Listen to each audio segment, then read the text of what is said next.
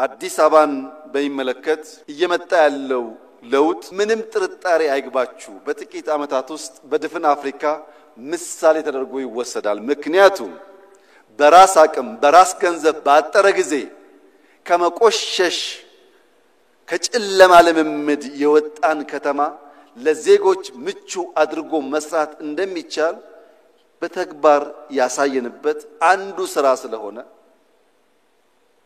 ለብዙዎች ማስተማሪያ እንደሚሆን ጥርጥር የለውም። ይህ በመዲናችን አዲስ አበባ የታየ ብርሃን ለሌሎች ተምሳሌታዊነቱን ጠቅላይ ሚኒስትር ዶክተር አብይ አህመድ በመደመር መንግስት መጽሐፋቸው ያነሱበት ሐሳብ ነው። አዲስ አበባ ከራሱ አልፋ ለሌሎች የሚሳቡባት ልማትስ እንደሷ የተባለላት ስለመሆኑ በንጹህ ኢነርጂ ንቅናቄ ላይ እየሰሩ የሚገኙት ለሁለተኛው የአፍሪካ አየር ንብረት ጉባኤ አዲስ አበባ ያገኘናቸው የሪፓወር አፍሪካ ወጣቶች ምስክር ናቸው። ወጣቶቹ ኢትዮጵያ ላይ የታየው ልማት ለንቅናቄያችን ተግባራዊ ምሳሌ ሆኗል ይላሉ። ከፋና ሚዲያ ኮርፖሬሽን ጋር በነበራቸው ቆይታ ተልኳቸው በማስረዳት clean energy is a good source of energy. It is safe for the planet. ንጹህ ኢነርጂ ወሳኝ የኃይል ምንጭ ነው። ፕላኔታችንና በውስጧ የሚኖሩ ህዝቦችን ከተለያዩ ጥቅሞች ጋር የሚጠብቅ ነው። እንደ ሪፓወር አፍሪካ ሁሉም የአፍሪካ ሀገራት ንጹህ ኢነርጂ መጠቀም እንዳለባቸው እናምናለን። ለዛ ነው ጥሪ የምናቀርበው። ከሚያመጣው ጥቅም ባሻገር አሁን የምንመለከተው የአየር ንብረት ለውጥ ይገታልናል። ኢትዮጵያ በዚህ ረገድ ወሳኙን መስመር ተጉዛለች። ደግሞ ሁሉም አፍሪካውያን ከኢትዮጵያ ልምድ እየወሰዱ ነው የሚል ተስፋ አለን። ምክንያቱም ዛሬ እየተጋፈጠን ላለነው እዚሁ አዲስ አበባ ላይ ምላሹን መመልከት ይችላል። To help all of us to adapt to this climate crisis. ይህ እንቅስቃሴው መላ አፍሪካ አዲስ አበባን መመልከት እንዳለበት የሚያሳይ መሆኑን አንስተዋል። በከተማይቱ የታየው ልማት የአንድ ወገን ጥረት ብቻ ሳይሆን የበርካቶች መናበብ የፈጠረው ስኬት ስለመሆኑ ስራው ይናገራል ባይ ናቸው። For me I think it's like the whole Africa is just here in Ethiopia. which is a good thing. የሁሉም አፍሪካውያን አይን ኢትዮጵያ ላይ ይመስለኛል። የተሰራበት መንገድ ጉባኤዎችም እዚህ እንዲዘጋጁ ያደረገ ነው። ይህ በርካታ አካላት በመናበብ ያመጡት ውጤት ነው ብዬ አምናለሁ። በአፍሪካ የመጀመሪያው የአየር ንብረት ጉባኤም የምንፈልገው ይህንን ውጤት ነበር። ኢትዮጵያ ላይ ያያየነው ለሶስተኛው የአፍሪካ የአየር ንብረት ጉባኤ ግብዓት ሆኖ ተደራጅቶ መቅረብ አለበት። ለኤሌክትሪክ ተደራሽነት የአየር ንብረት ፋይናንስ ወሳኙን ሚና ይጫወታል። ይህ እንዴት ይሆናል ለሚለው በታዳሽ ኃይል አጠቃቀምም ቢሆን ኢትዮጵያ በቀዳሚ ማሳያ ሆና ትቀርባለች።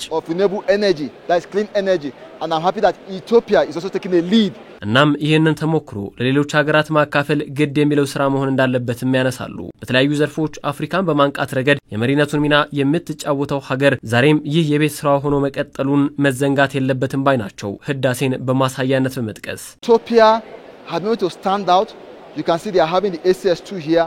ኢትዮጵያ ያገኘችውን ለማጋራት ቀድማ መምጣቷን በሁለተኛው የአየር ንብረት ጉባኤ ተመልክተናል። በንጹህ ኢነርጂ ላይ የሚጨበጡ ውጤቶችንም አምጥታለች። ለዚህ ደግሞ የተለያየ የህብረተሰብ ክፍሎችን ማሳተፏን ተመልክተናል። በዚህ ስራ ላይ የወጣቶችና የሴቶች ሚና ተቀምጧል። ከፍተኛ የወጣት ኃይል ባለባት አህጉር መሰል አቅሞችን መጠቀም ግድ ይላል። በቂ ኃይል ማዘጋጀት ስራን ለማፋጠን ያግዛል። የኢትዮጵያ መንግስት ደግሞ የዚህ ተጠቃሚ የሆኑትን ወጣቶችና ሴቶችን የስራው አካል ማድረጉ እኛ ለምንፈልገው ለውጥ ማሳያ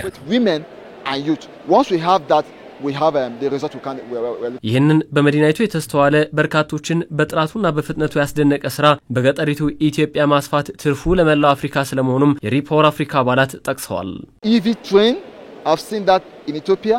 I've seen EV vehicles. በኢትዮጵያ የተሰሩ የኤሌክትሪክ አውቶቡሶችና ሌሎች ተሽከርካሪዎችን እዚህ ተመልክቻለሁ። ይህን በብዛት አፍሪካ ውስጥ መመልከት የተለመደ አይደለም። ያ በጣም አስገርሞኛል። ለንጹህ ኢነርጂ የተሰጠው ትኩረት በተግባር የሚያሳይ ነው። ይህ የኢትዮጵያ አስደናቂ ተግባር በአዲስ አበባ ብቻ ሳይሆን በገጠሩም አካባቢ ከተስፋፋ በጣም አስደናቂ ይሆናል። We hope that all these things that is happening in Addis Ababa በዋናነት የኤሌክትሪክ ተሽከርካሪዎች ላይ እዚህ አዲስ አበባ የተመለከትነው በገጠራማ አካባቢም ተደራሽ መሆን አለበት። ኢትዮጵያ ያላትን አቅም ስናስበው እዚህ ብቻ መቅረት እንደሌለበት ተመኘን። እዚህ ያለው አረንጓዴ ልማት በሁሉም ቦታ ተደራሽ ከሆነ ይበልጥ ሳቢነቱ ይጨምራል። all this beautification, all this green environment የመደመር መንግስት ይህንን እውን ለማድረግ በመላው ኢትዮጵያ በትጋት እየሰራ ስለመሆኑ በመጻፋቸው ምርቃት ላይ ያረጋገጡት የኢፌዴሪ ጠቅላይ ሚኒስትር ዶክተር አብይ አህመድ አሁንም ያልተቋጨው ቁጭት ለዚህ ስንቅ እንደሚሆን አጽንኦት ሰጥተዋል። የብዙዎቻችን እምነት እንዲሆን ምፈልገው መንግስታትን የሚገለው ሰልፍ ግራቲፊኬሽን ነው። አዲስ አበባ ላይ 1% ለውጥ አመጣን ብለን እምንመጻደቅ ከሆነ አናድግም። እምናድገው በቁጭታችን ልክ ስንተጋ ነው። መልካም ጅማሮ ጀምረናል። ማንም ቢያምንም ባያምንም አስደናቂ ጅማሮ ጀምረናል። ግን ጅማሮ ነው። ጅማሮ ምን ይፈልጋል? ኮንቲኒቲ ይፈልጋል። ልክ እንደ መደመር ሳይቆራረጥ መከወን አለበት። ያንን ካደረግን ድፍን ኢትዮጵያ የውበት የለውጥ የዘመናዊነት ምሳሌ ተደርጋ መጠቀስ ትችላለች።